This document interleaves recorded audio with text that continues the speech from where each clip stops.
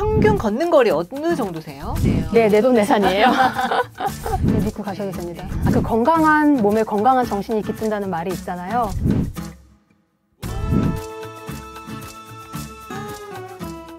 네, 알고 잡스 여러분 안녕하세요. 오늘은 여행 작가분을 한번 모셨어요. 양미석 여행 작가분이시고요. 이분이 저서가 몇 개가 있는데요. 일단 인사부터 나누고 제가 그거 몇 개 소개해 드릴게요. 예, 안녕하세요. 네. 여행 작가 양미석이라고 합니다. 선생님께서 말씀해 주시겠지만 지금까지 책을 4권을 냈고요. 내년으로 이제 10년 차 여행 작가가 되는 그런 사람입니다. 아우, 네. 반갑습니다. 반갑습니다. 자, 첫 번째 책이 2015년에 나왔어요. 크로아티아의 작은 마을을 여행하다를 출간을 먼저 하셨고요. 두 번째, 2017년도에 도쿄를 만나는 가장 멋진 방법, 책방 탐사를 출간하셨습니다. 세 번째는 2017년도 맞고요. 그 다음 트리플 교토 를 출간하셨고요. 2019년 가이드북 리얼 도쿄를 출간하셨습니다. 근데 이제 2020년부터 23년까지는 코로나로 저희가 모두 다 제자리였잖아요. 저 네. 여행길이 확 막혀버리는 바람에 네, 맞아요. 저 역시 마찬가지였습니다. 네, 맞아요. 여행하시는 분들 그때 조금 힘드셨을 거예요. 나가지 못했으니까요. 그리고 이제 올해는 조금 약간 아프기도 한 그런 해를 맞이하셨었고요. 심장병 수술을 좀 하셨었어요. 그리고 올해 이 리얼 도쿄라는 책이 개정판이 나왔어요, 여러분. 그리고 내년에는 코로나 때문에 안 나왔던 책들 4권이 지금 나올 예정이십니다. 자, 요즘 여행 작가를 꿈꾸는 사람들 되게 많아요. 그렇죠. 네. 사실 코로나 때문에 약간 주춤했던 것도 있긴 한데 여행을 하면서 돈을 벌고 싶다라고 생각하시는 분들의 숫자는 꾸준히 늘어났던 것 같아요. 네. 여러 가지 이제 방법이 있잖아요. 여행을 하면서 돈을 버는 방법이 예를 들면 블로그를 운영할 수도 있고 유튜브를 운영할 수도 있고 그리고 가이드가 될 수도 있고 저처럼 책을 쓸 수도 있는데 어떤 일을 하시던 간에 그래도 내가 여행 작가 전업으로는 하진 않더라도 책 한 권은 꼭 내보고 싶다라고 생각하시는 분들이 굉장히 많으시더라고요. 그래서 저는 여러 가지 방법이 있었지만 책 작업을 주로 하는 전업 여행 작가를 선택을 한 거고요. 그럼 이제 저 같은 일반 독자는 이런 게 궁금하거든요. 여행 작가는 여행을 다니면서 맛있는 것도 먹고 책도 내고 돈도 번다 생각을 하는데 근데 사실은 이런 가이드북이 나오려면 가서 다 먹어보고 체험해야 되잖아요. 그쵸. 그 비용은 누가 내나요? 전부 다 우선은 여행 작가가 자기 지갑을 사비로 취재를 다녀오고요. 여러 가지 경우가 있을 수 있다고 생각을 해요. 블로그나 아니면 인스타그램, 유튜브 같은 온라인 채널을 활발히 운영하시는 여행 작가 분들도 계세요. 그런 분들 같은 경우는 그런 온라인 채널과 연계를 해서 협찬을 받으신다거나 아니면 취재비 지원을 받으신다거나 해서 갔다 오는 사람들도 있고요. 근데 저 같은 경우는 온라인 채널보다는 책 작업 위주로 일을 하고 있기 때문에 그리고 협찬을 몇 번 받아봤는데 솔직하게 쓰지 못하겠더라고요. 장점은 물론 쓰죠. 근데 단점이 있는데 그 단점에 대해서 솔직하게 쓰지 못하는 그게 너무 불편했어요, 제가.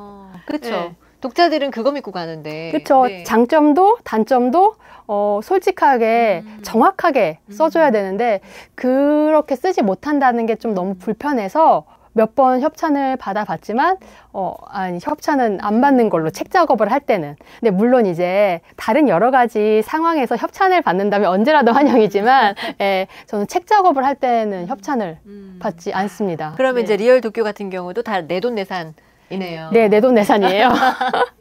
그러면 이런 거 갔을 때 솔직히 너무 극찬을 했는데 내 주관적인 입맛이 이것과 맞지 않거나 맛이 없었다거나 별로였을 수 있잖아요. 그쵸. 그럴 때 표현 어떻게 하세요? 정말 빼요. 아무리 이제 여기가 되게 역사도 깊고 유명하고 많이 알려졌다고 해도 내가 갔을 때 유쾌한 경험을 하지 못했다면은 저는 눈물을 머금고 뺍니다.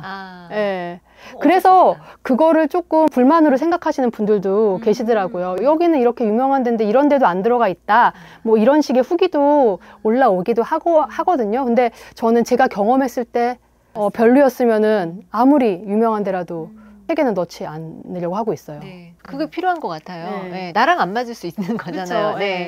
물론 이제 제가 선정한 곳이 읽는 독자분들에게도 안 맞을 수도 있지만 가능하면은 그래도 제가 경험했던 거를 바탕으로 해서 좋았던 곳을 넣고 그리고 이제 그런 곳들을 책을 읽는 독자분들도 좀 좋아해 주셨으면 하는 바람으로 책을 쓰고 있어요. 네. 그러니까 이야기가 팩트만을 담았고 맞아요. 그러니까 더 진솔하고 이 책을 보고 믿고 갈 수가 있는 거죠. 네, 믿고 가셔도 됩니다. 네. 자, 책도 출간하시고 그 양 작가님께서는 여러 가지 일을 진행해 오셨는데 네. 그 이후에 이제 여행의 기술, 여행 인문학, 네. 예술 여행 같은 글쓰기 강연을 하시게 됐어요. 네. 물론 작가라면 이거 뭐 하는 분도 계시지만 이걸 하게 된 배경이 있으실까요? 첫 책을 내고 나서 여행 강연 의뢰가 들어온 거예요. 그래서 저는 사실 생각도 못했어요. 이 책을 읽는 사람이 과연 몇 명이나 있을까 그런 걱정부터 되잖아요. 처음 책을 내고 나면. 근데 읽어주시는 분들이 계시구나 라는 생각을 그때 강연을 들어왔을 때 딱 하게 됐고 그때부터 이제 여행 관련 강연을 시작을 하게 되었고 그리고 그 다음 스텝까지는 자연스럽게 계속 이어졌던 것 같아요. 여행 관련 강의를 뭐 문화센터라든가 도서관이라든가 책방에서 계속 하다 보니까 이름이 조금씩 알려지게 되고 그리고 이 사람이 여행 그 지역에 대한 얘기뿐만 아니고 인문학에 대한 얘기라든가 예술에 대한 얘기 그리고 글쓰기에 대한 얘기도 할 수 있는 사람이구나 라는 사실들이 이제 밖으로 알려지게 되면서 그런 강연 의뢰가 자연스럽게 들어왔고요. 그러다 보니까 저도 강연 준비를 하면서 더 열심히 이제 공부를 하다 보니까 계속해서 강연을 할 수 있게 되었던 것 같아요. 자, 그러면 취재 중에 이제 많이 걸으시잖아요. 그쵸. 평균 걷는 거리 어느 정도세요? 좀 약간 지역에 따라 다를 수도 있고 뭐 그날 날씨에 따라 좀 다를 수도 있는데 보통 일본을 가면요 2만 보 정도는 걷고요. 그리고 방금 이제 말씀드렸던 이탈리아라든가 크로아티아 같은 유럽 지역에 가면은 교통이 아무래도 조금 더 불편하잖아요. 그러니까 한 도시에서 거의 많게는 한 4만 보까지 걸어본 적이 있어요.